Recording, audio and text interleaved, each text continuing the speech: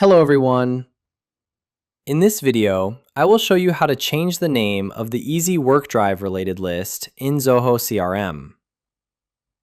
If you click on the existing related list, you can see that the Easy WorkDrive extension is working perfectly.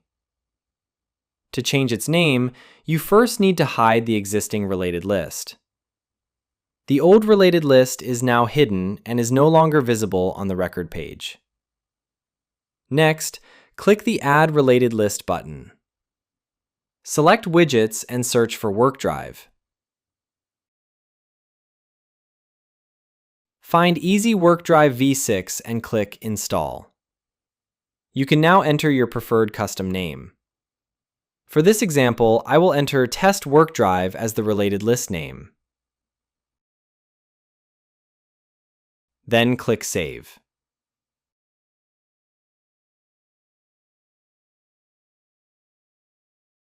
You can now see the new related list here.